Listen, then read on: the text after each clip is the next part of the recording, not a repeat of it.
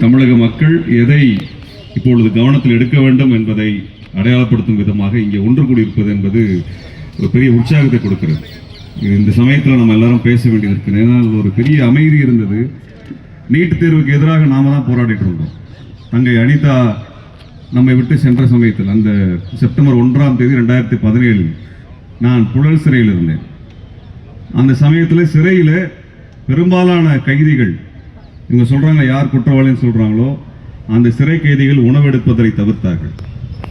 சிறையில் ஒரு பெரிய அமைதி இருந்தது. சிறையில் இன்னும் சொல்ல போனால் அவங்க உண்ணாவிரத போராட்டத்தை நடத்தக்கூடிய நிலையிலே தான் அங்கே சிறை கைதிகளை சென்றார்கள். அவர்கள் திரும்பி குற்றம் சாட்டப்பட்டவர்கள். ஆனால் தமிழ்நாட்டினுடைய மனசாட்சியை உலுக்கிய சம்பவம் தங்க அனிதா நம்மை விட்டு சென்றது. ஆக நீட் எதிர்ப்பு போராட்டத்தில் நாம் தான் முன்னுக்கு நிற்கிறோம். இப்போ இதில் ஒரு கேள்வி இருக்கிறது. நமக்கு ஒரு தமிழ்நாட்டை பொறுத்த வரைக்கும் எந்த கோரிக்கையிலும் ஒரு தெளிவோடு தான் நம்ம இயங்குவோம். கல்வி அமைச்சர் பதவி விட்டு விலகணும், தர்மேந்திர பிரதான் பதவி விட்டு விலகணும் என்பதில் நமக்கு மாற்று கருத்தே கிடையாது. ஏன்னால் அவர் மேல பல குற்றச்சாட்டுகள் இருக்கின்றன. தமிழ்நாட்டுக்கு கடந்த 3 ஆண்டுகளாக பள்ளி கல்விக்கு தரக்கூடிய கல்வி நிதியை நிறுத்தி வைத்திருக்கிறார் தர்மேந்திர பிரதான். நீ மும்மொழி கொள்கையை ஆதரிச்சாதான் அவனுக்கு பள்ளி கல்விக்கான நிதியை தருவேன் என்று மிரட்டி நம்மளை பிளாக்மெயில் செய்திருக்கக்கூடிய அமைச்சர் தான் தர்மேந்திர பிரதான். அந்த தர்மேந்திர பிரதான் பதவி விலக வேண்டும் என்பதில் நமக்கு ஒரு துளி அளவு கூட மாற்று கருத்து கிடையாது. ஆனால் தர்மேந்திர பிரதான் பதவி விலகினால் இந்த பிரச்சனை தீர்ந்து விடுமா என்கின்ற கேள்வி நாம் அடுத்த கட்டத்தில் நகர்த்த வேண்டியிருக்கிறது. இந்த நபர் போனால் அடுத்த ஒரு நபர் உட்கார்வார். இந்த பாரதிய ஜனதா கட்சி ஆட்சியிலே யாருக்கும் அறிவு இருப்பதாக நமக்கு தெரியவில்லை. இந்த ஆள் போனால் இன்னொரு ஆள் உட்காந்துருப்பான். அதுவும் இதே மாதிரி மாட்டுச்சாணியாக தான் இருக்கும். எல்லாம் மாட்டுச்சாணியாக கொண்டு அமைச்சராக போட்டு நம்ம தலையெழுத்தை நாசம் பண்ணிட்டு இருக்கிறாங்க. நம்ம குழந்தைகளுடைய எதிர்காலத்தை நாசம் பண்ணிட்டு இருக்கிறாங்க. அப்ப தர்மேந்திர பிரதான் போயிட்டு இன்னொரு தர்மேந்திர பிரதான் தான் வருவாங்க. அவங்க கட்சியில ஒரு தெளிவான ஆளோ, மக்கள் மேல் அக்கறை கொண்ட ஆளோ, மாணவர்கள் மீது பொறுப்பு கொண்டவர்களோ யாருமே கிடையாது. இப்ப தர்மேந்திர பிரதான் பதவி விலக வேண்டும் என்பது ஒரு அடையாள ரீதியாக நாம் வெற்றி பெற்றோம் என்று சொல்வதற்கான ஒரு முழக்கமாக இருக்கலாம். ஆனால் நிரந்தர தீர்வு என்பது நீட் ரத்து செய்யப்பட வேண்டும், முழுமையாக ரத்து செய்யப்பட வேண்டும். நீட்டத்தை ரத்து செய்யறது மட்டும்தான் இதற்கான நிரந்தர தீர்வாக இருக்கும். தோழர் அறிவு அவர்கள் பேசும்பொழுது ஒன்று சொன்னாங்க. அவருக்கு நான் பாராட்ட தெரிவிக்க வேண்டும். தமிழ்நாட்டில் அமைதியை முதலில் கலைத்தவர் அவர் தான். நேர களத்தில் இறங்கி அந்த அமைதியை கலைத்து விட்டார். அவரிடம் மாண்புமிகு அமைச்சர் ஆதவ் அர்ஜுனா சொன்னது, இது பாராளுமன்றத்தில் இதை நம்ம தீர்மானமா போட்டு அதை பெரும்பான்மையாக வாக்கெடுப்பில் வெற்றி பெற்றால் தான் இதை ஒரு கான்ஸ்டிடியூஷன் அமெண்ட்மெண்ட் மாதிரி கொண்டு வரும்னு சொன்னதில் உண்மை இல்லை. வெளிப்படையாக சொல்லிடுறாரு. கல்வி என்பது மாநில பட்டியலிலும் இருக்கிறது, ஒன்றிய அரசு பட்டியலிலும் இருக்கிறது, 2 பட்டியலிலும் இருக்கிறது. நம்ம ஏன் நீட்டுக்கு எதிராக போராடுறோம் அப்படின்னா, தமிழ்நாட்டுக்கு நீட்டு வேணாம்னு சொல்லி சட்டசபையில் தீர்மானம் நிறைவேற்றி நம்ம சட்டமாக அதை வரையறை செய்து விட்டோம். எல்லா கட்சியும் அதற்கு ஆதரவு தெரிவித்து விட்டது, பாரதிய ஜனதா கட்சியை தவிர. ஆனால் இந்த நீட்டு தடுப்பிற்கான சட்ட வரைவுக்கான ஒப்புதலை ஒன்றிய அரசு தரவில்லை, ஆளுநர் தரவில்லை.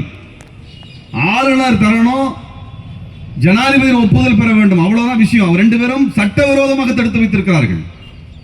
ஒரு மாநில அரசு பட்டியலில் இருக்கக்கூடிய ஒரு பொறுப்புல அவங்க போடுற சட்டத்தை தடுத்து வைப்பதற்கு ஆளுநருக்கோ ஜனாதிபதிக்கோ ஒன்றிய அமைச்சரவைக்கோ எந்தவித அதிகாரமும் கிடையாது. இன்றைக்கு நீட்டை தமிழ்நாட்டுக்கு விலக்கு கேட்டிருக்கிறோம். இந்தியா முழுவதும் நீ நீட்டு நடத்துறதுக்கு சட்டத்தை நீ கொண்டு வந்திருக்கக்கூடிய சட்டத்தை நீக்குவதற்கு பாராளுமன்றத்தில் நம்ம பேசணும். அதற்கு தீர்மானம் கொண்டு வருவதும் என்பதில் நம்ம புரிந்து கொள்ள முடியும். ஆனால் மாண்புமிகு அமைச்சர் என்ன புரிந்து கொள்ள வேண்டும் என்றால், தமிழ்நாட்டில் எங்களுக்கு விலக்கு வேண்டும் என்று நாம் சட்டசபை தீர்மானம் நிறைவேற்றிருக்கிறோம், சட்ட வரைவு கொண்டு வந்திருக்கிறோம். அதற்கு பதில் சொல்ல வேண்டும் ஒன்றிய அரசு. அப்ப இந்த நீட்டுக்கு எதிரான போராட்டம் என்பது ஒன்றிய அளவில் நடக்கக்கூடிய போராட்டத்திலே தனித்துவமான இடத்தில் தமிழ்நாடு நிற்கிறது. எதுவென்றால், தமிழ்நாட்டிற்கான விலக்கு என்னன்னு முதல்ல பதில் சொல்லுங்கடா என்பதுதான் தமிழ்நாட்டோட கேள்வி. 9 வருஷமா அதுதான் போராடிட்டு இருக்கிறோம். நீட்டு வேணாம் சொல்றது நம்ம தான். நீட்டில் நடக்கக்கூடிய குளறுபடிகளை நீக்குங்கள் என்று சொல்லுவதல்ல, நீட்டே குளறுபடி என்று சொல்லுவதுதான் நம்முடைய நிலைப்பாடு. அதான் நம்ம நிலைப்பாடு. நீட் என்பது ஒரு ஸ்கேம், அடிப்படையில் அது ஒரு scam. National testing agency scam. மக்களையும் இந்த மாணவர்களையும் சுரண்டி பிழைப்பதற்காக உருவாக்கப்பட்ட நிறுவனம் தான் நேஷனல் டெஸ்டிங் ஏஜென்சி. அவன் தான் நீட் நடத்துறான், சியூட் நடத்துறான், நிப்டுக்கான பரீட்சை நடத்துறான், எல்லாமே அவன் தான் நடத்துறான். ஆனா எதையும் ஒழுங்கா நடத்துறது இல்லை. ஏன்னா ஒழுங்கா நடத்த வேண்டும் என்கின்ற நோக்கமே அந்த நிறுவனத்துக்கு கிடையாது. தயவு செஞ்சு புரிஞ்சுக்கணும். ஆக நீட்டுக்காக கல்வி அமைச்சர் பதவி விலக வேண்டும் என்று சொல்வதோடு நம்ம போராட்டம் நின்றுவிட முடியாது. நமக்கு தேவை நீட்டே வேண்டாம். ஏன் நீட்டு வேண்டாம்? மூத்த கலைஞர் ரேவதி அவர்கள் வந்து கேட்டாங்க, எதனால அப்படிங்கறத பத்தி எனக்கு அதுல வந்து கொஞ்சம் புரிதல் வேண்டும் கேட்டாங்க. அது தெளிவா சொல்லிடுறோம். ஏன் தமிழ்நாட்டு நம்ம விளக்கு கேட்கிறோம்னா, தமிழ்நாட்டு மாணவர்கள் தமிழ்நாடு பாடத்திட்டத்தில் படித்தவர்கள், நம்முடைய மாணவ செல்வங்கள் நம்மளுடைய பாடத்திட்டத்தில் படிச்சவங்க. ஆனா நீட்டு தேர்வு நம்ம பாடத்திட்டத்தில் வைக்கல, ஒன்றிய அரசினுடைய பாடத்திட்டத்தை பொறுத்து தான் வைக்கிறார்கள். ரெண்டு வேற வேற. நம்ம படிக்கிற பாடத்திட்டம் வேற, அவன் பரீட்சை வைக்கக்கூடிய பாடத்திட்டமே வேற. அப்புறம் எப்படி எங்க பிள்ளைங்க அந்த பரீட்சை எழுத முடியும்? எது கேட்கிறோம்னா, நீ ஒன்றிய அரசினுடைய மருத்துவ கல்லூரியில படிப்பதற்கு உன் பாடத்திட்டத்தில் படிச்சு பரீட்சை எழுதுறத கூட நம்ம ஏத்துக்கிறேன், அது ஐஐடியோ சென்ட்ரல் யூனிவர்சிட்டிஸோ. ஆனா மதுரையில் இருக்கக்கூடிய மெடிக்கல் காலேஜில் சேர்றதுக்கு நான் எதுக்கு டெல்லிக்காரோட பாடத்திட்டத்தில் படிக்கணும்? எதுக்கு பரீட்சை எழுதணும்? உன்னுடைய பரீட்சை எதுக்கு எனக்கு? நான் மதுரையில சேர்றதுக்கோ, திருநெல்வேலியில சேர்றதுக்கோ, சேலத்துல சேர்றதுக்கோ, சென்னையில சேருவதற்கோ, கோயம்புத்தூரில் சேருவதற்கோ, இங்கே மருத்துவ படிப்பை நான் படிப்பதற்கு டெல்லிக்காரனுடைய கல்வியை நான் ஏன் படிக்க வேண்டும்? ஏன் படிக்கணும்? அதுக்கு தான் நான் நீட்ட வேணாம்னு சொல்றோம். உன்னுடைய கல்லூரியிலே நீ நுழைவுத் தேர்வு நடத்துவதற்கு உன்னுடைய பாடத்திட்டத்தை பயன்படுத்திக்க, எங்களுக்கு பிரச்சனை இல்லை. ஆனா நாங்க வரிகட்டி நாங்க நடத்தக்கூடிய கல்லூரிகளில், நாங்கள் நடத்தக்கூடிய மருத்துவமனைகளில் நாங்கள் பயிற்சி பெறுவதற்கு எங்க பாடத்திட்டத்தில் தான் நாங்க பரீட்சை எழுதணுமே ஒழிய உன் பாடத்திட்டத்தில் பரீட்சை எழுத வேண்டிய அவசியம் இல்லை. இதான் நீட் அநீதி. இதான் நீட் அநீதி. இதான் என்ன நடந்தது என்றால், நம்முடைய பாடத்திட்டத்தில் படித்த குழந்தைகள், மாணவ செல்வங்களுக்கு மருத்துவ கல்லூரி இடமில்லை, இடம் கிடைக்காமல் போகுது. அதனால தமிழ்நாட்டில் விளக்க கேட்கிறோம். இது அமைச்சர் ஆதவ் அர்ஜுனா அவர்களுக்கு தெரிந்திருக்க வேண்டும், தெரிந்திருக்கணும். நீட்டு விளக்கை தமிழ்நாடு கேட்ட வரலாறு தெரிந்திருக்க வேண்டும். அப்ப இந்த போராட்டம் அதிக அளவில் மையம் கொள்ள வேண்டிய மாநிலம் எது? தமிழ்நாடு. தமிழ்நாடு. அந்த இடத்துல நீலம் இப்பொழுது ஒரு மிகப்பெரிய ஒரு ஆதரவு சக்தியை திரட்டி கொடுத்திருக்கிறார்கள். ஆதரவு சக்தியை திரட்டி கொடுத்திருக்கிறார்கள். இடதுசாரி கட்சியினுடைய தோழர்கள், அவர்களுடைய மாணவ அமைப்புகள் களத்தில் இறங்கி போராடி கொண்டிருக்கின்றன. எஸ்எஃப்ஐ மாணவர்கள் கடுமையாக தாக்கப்படுகிறார்கள். என்ன தப்பு செஞ்சாங்க அவங்க? ஏன் அந்த மாணவர்கள் மீது கடுமையான ஒடுக்குமுறை ஏவுகிறது? ஏன் ஏவுகிறீர்கள்? தமிழ்நாடு காவல்துறையை பார்த்து நான் கேட்கின்றேன், உங்க வீட்டு பிள்ளைக்கும் சேர்த்து தாங்க சார் அவங்க போராடிட்டு இருக்கிறாங்க.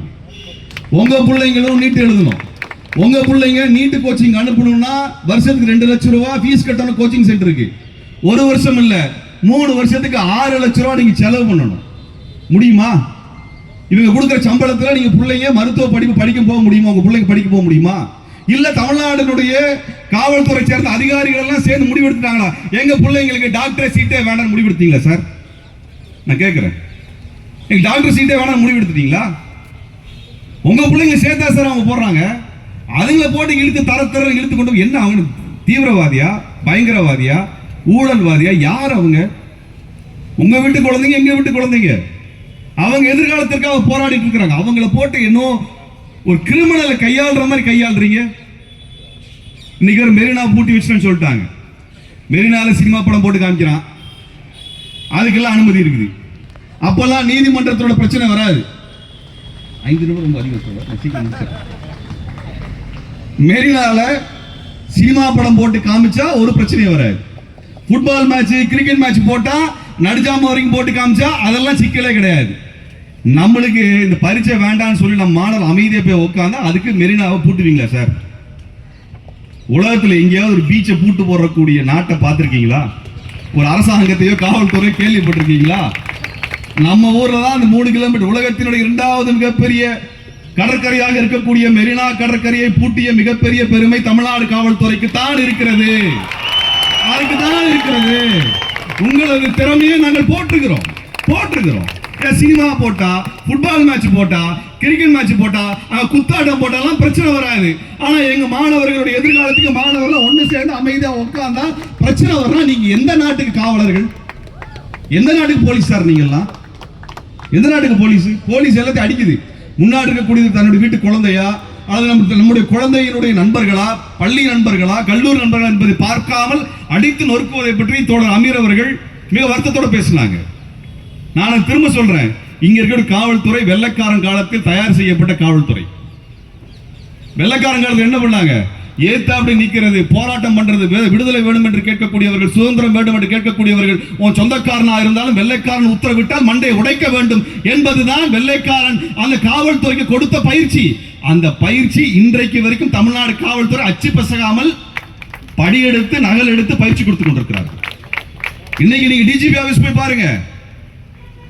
ஒரு நாடு விடுதலை அடைஞ்சிருச்சுன்னா அதனுடைய சிறப்பு மிக்க துறை தலைவர்கள் பெயர் எங்க இருந்து இருக்கணும்? விடுதலை அடைந்த ஆண்டிலிருந்து தான் இருக்கணும். 1947 யார் இந்த காவல்துறை தலைவர் பேர் இருக்கணும், அப்போ பெருமையா இருக்கும். ஆனா தமிழ்நாடு காவல்துறைக்குடைய டிஜிபி ஆபீஸ் அந்த தலைமை அலுவலகத்துக்கு போனீங்கன்னா வெள்ளைக்காரன் காலத்துல யார் கமிஷனர் இருந்தாங்க பேரை பெருமையா போட்டு வச்சிருப்பாங்க. 1863 இருந்து பேர் இருக்கும்.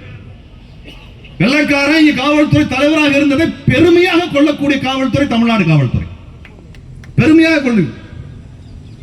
தமிழ்நாடு முதல்வருக்கு வேண்டுகோள் வைக்கின்றேன், நீங்கள் தயவு செய்து இந்த காவல்துறை இங்கே போராடுகின்ற மாணவர்கள் மீது தாக்குதல் நடத்துவதோ, அவர்களுக்கு நெருக்கடி கொடுப்பதோ, அவர்கள் மீது வழக்கு போடுவதோ, தரத்தரம் என்று இழுத்துச் செல்லுவதோ, மிரட்டுவதையோ நிறுத்த சொல்லுங்கள், நிறுத்த சொல்லுங்கள். காவல்துறையை வைத்து அடக்குமுறை செய்த எந்த ஆட்சியும் நிலைத்ததில்லை என்பது வரலாறு.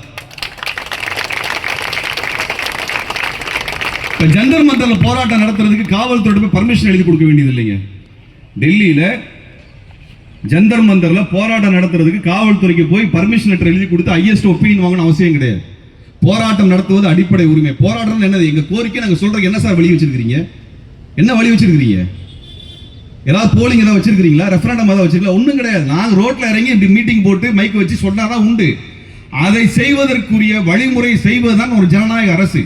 தமிழ்நாடு காவல்துறை இந்த ராஜரத்னம் ஸ்டேடிய தெருவை நிரந்தரமாக போராட்டத்திற்காக திறந்து விடணும். உங்ககிட்ட அனுமதி வாங்கணும் அவசியம் எங்களுக்கு கிடையாது.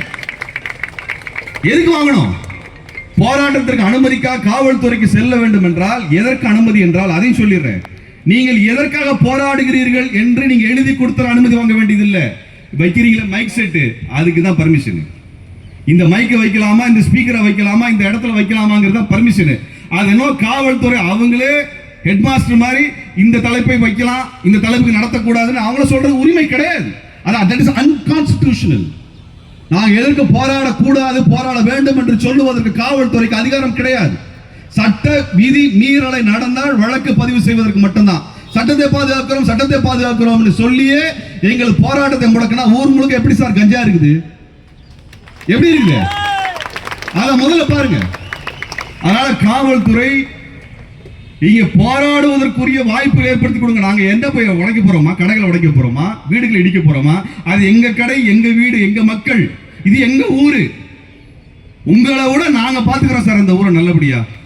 அதனால இங்க போராடுகின்ற மாணவர்களுக்கு உரிய பாதுகாப்பை தர வேண்டும். போராடுகின்ற மாணவர்களுக்கு நாம் ஆதரவை தர வேண்டும். போராட்டத்தை தீவிரப்படுத்துவோம். தர்மேந்திர பிரதான் மட்டும் இல்ல, ஒட்டுமொத்த நீட் டிக்கெட்டும் வெளியே போக வேண்டும். ஒட்டுமொத்த நீட்டும் வெளியே போக வேண்டும். அப்படியான ஒரு போராட்டத்திற்கு நாம் எல்லாரும் அணியமாவோம். இன்றையிலிருந்து தமிழ்நாடு மறுபடியும் போராட்டத்திற்கு தலைமை தாங்கும் என்று நான் நம்புகிறேன். இங்கே வந்திருக்கக்கூடிய அனைத்து தோழமைகளுக்கும் புரட்சிகர வாழ்த்துக்கள் தெரிவித்து விடைபெறுகிறேன். நன்றி, வணக்கம். நன்றி. அடுத்ததாக மத்திய சென்னை மாவட்ட செயலாளர் தோழர் சில்வா அவர்கள்.